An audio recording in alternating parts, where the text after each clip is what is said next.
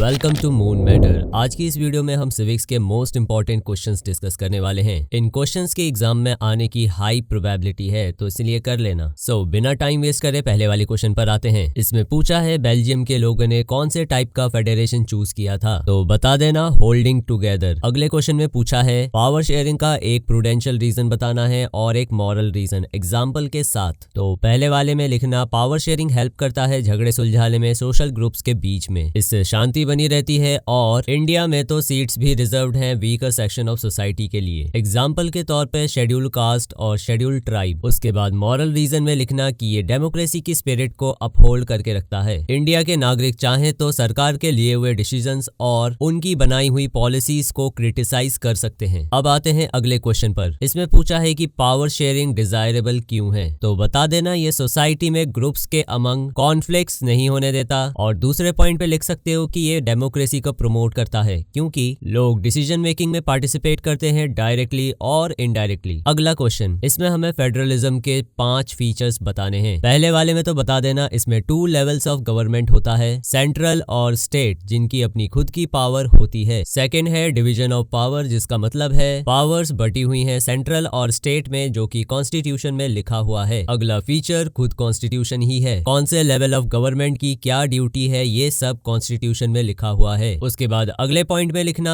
जो कोर्ट्स होते हैं वो स्टेट और सेंट्रल के बीच के झगड़े सुलझा सकता है। फिर नेक्स्ट पॉइंट में लिखना फेडरलिज्म लोकल प्रॉब्लम को एड्रेस करता है और at the same time national unity भी मेंटेन करता है। नेक्स्ट क्वेश्चन, इसमें कोalition गवर्नमेंट का मीनिंग पूछा है, तो बता देना जब कम से कम 2 या 2 से ज्यादा पॉलिटिकल पार्टीज आकर गवर्नमेंट फॉर्म करती है तो उसको कोalition गवर्नमेंट बोला जाता है। अगला क्वेश्चन, इंडिया फेडरल कंट्री क्यों है, तो आंसर में पहले पॉइंट में बताना कि यहाँ पावर बटी हुई है सेंट्रल और स्टेट के बीच में। फिर सेकंड पॉइंट में बता देना लिस्ट के बारे में कि 3 टाइप की लिस्ट है, यूनियन, स्टेट और कॉन्करेंट लिस्ट। फिर उसके बाद डुअल गवर्नमेंट वाला पॉइंट लिख देना और लास्ट में सुप्रीम कोर्ट वाला पॉइंट भी। इस वाले क्वेश्चन में वैसे फीचर्स ही बताने थे फेडरलिज्म के, तो आगे बढ़ते हैं। इसमें हमें ऐसे 2 कॉन्स्टिट्यूशनल प्रोविजन बताने हैं जिसकी वजह से इंडिया एक सेक्युलर स्टेट माना जाएगा। फर्स्ट पॉइंट में लिखना कि इंडिया के अंदर हर तरह का रिलीजन प्रैक्टिस करने का अधिकार है, उसको प्रोपोगेट करने का अधिकार है और रिलीजन किसी पर थोपा नहीं जा सकता। सेकंड पॉइंट में लिखना हर रिलीजन को बराबर देखा जाएगा, कोई भेदभाव नहीं। अगले क्वेश्चन पर आते हैं, औरतों को इंडिया में किस तरह का भेदभाव फेस करना पड़ता है। पहले में लिखेंगे कि औरतों को पेमेंट कम मिलती है आदमियों के मुकाबले। फिर लिखना कि ज्यादातर गाँव के इलाकों में लड़कियों को पढ़ाया नहीं जाता, उनको वायलेंस और हैरेसमेंट का भी सामना करना पड़ता है। आदमियों के मुकाबले देखा जाए तो औरतों को जॉब की अपॉर्चुनिटी कम मिलती है। और लास्ट में लिख देना कि उनको चुनने की आजादी नहीं होती, जैसे कि मैरिज और करियर के मामलों में। नेक्स्ट क्वेश्चन, मॉडर्न इंडिया में क्या क्या बदलाव आए कास्ट और कास्ट सिस्टम को लेकर। फर्स्ट पॉइंट में बता देना हमारे कॉन्स्टिट्यूशन ने अनटचेबिलिटी को खत्म कर दिया है और जो बैकवर्ड सेक्शन है उनके लिए सीट्स भी रिजर्व करके रखी हुई हैं। अर्बनाइजेशन के चलते अब लोग ज्यादा कास्ट वगैरह पे ध्यान नहीं देते, एक दूसरे से फ्रीली इंटरेक्ट करते हैं। अगले पॉइंट में लिखना कि यहाँ एजुकेशन भी एक इम्पोर्टेंट रोल प्ले करता है भेदभाव को एलिमिनेट करने में। इसका एक इम्पैक्ट ये भी है कि पॉलिटिकल पार्टीज इसका फायदा उठा रही हैं क्योंकि ज्यादातर उनके अलायंसेस कास्ट के ऊपर ही बेस्ड हैं। नेक्स्ट क्वेश्चन, औरतों की इज्जत करना और उनको इक्वल ट्रीटमेंट देना डेमोक्रेटिक सोसाइटी के लिए जरूरी है, क्यों, तो फर्स्ट पॉइंट में लिखना डेमोक्रेसी का बेस ही है इक्वालिटी और जस्टिस। इक्वल ट्रीटमेंट की वजह से विमेन हर एक्टिविटी में पार्ट लेगी और इससे वो सोसाइटी में अपना कॉन्ट्रीब्यूशन दे पाएंगी। अगले में लिखना डेमोक्रेसी में किसी भी तरह का जेंडर डिस्क्रिमिनेशन नहीं होना चाहिए। डेमोक्रेसी ये इंश्योर करेगा कि उनको आजादी मिले और उनकी आवाज सुनी जाए। अगले पॉइंट में लिखना कि इससे सोसाइटी और देश का डेवलपमेंट होगा क्योंकि उनकी स्किल्स और क्रिएटिविटी का फायदा सोसाइटी ले पाएगी। इस वाले क्वेश्चन में कहा गया है कि औरतों का स्टेटस पहले से बेटर हुआ है, तो 3 एग्जाम्पल देने हैं इस बात को साबित करने के लिए। तो ये रहे वो 3 एग्जाम्पल्स, इनको देख लेना अच्छे से। अगले क्वेश्चन में हमें पॉलिटिकल पार्टीज का रोल या फंक्शन बताना है। ध्यान रहे ये वाला क्वेश्चन इस वाली लैंग्वेज में भी पूछा जा सकता है घुमाकर। तो इसके पहले पॉइंट में लिखना कि पॉलिटिकल पार्टीज इलेक्शन कॉन्टेस्ट करते हैं पावर को पाने के लिए और ये पॉलिटिकल पार्टीज पॉलिसीज और प्रोग्राम्स बनाते हैं लोगों के जरूरत के हिसाब से। फिर अगर डिसीजन मेकिंग की बात करें तो ये लोगों और गवर्नमेंट के बीच का जो गैप है उसको कम करता है। फिर बता देना कि पॉलिटिकल पार्टीज लीडर्स को तैयार करता है। पॉलिटिकल पार्टी ऑपोजिशन की तरह भी काम करता है, जो सरकार पावर में है उसको क्रिटिसाइज करती है ये। अब अगले क्वेश्चन में पूछा है पॉलिटिकल पार्टीज बहुत सारे चैलेंजेस फेस करते हैं जिसकी वजह से डेमोक्रेटिक फंक्शनिंग में फर्क पड़ता है, तो इसको समझाना है कैसे। हमें न्यू ग्रोथ ऑफ लीडरशिप देखने को नहीं मिलता क्योंकि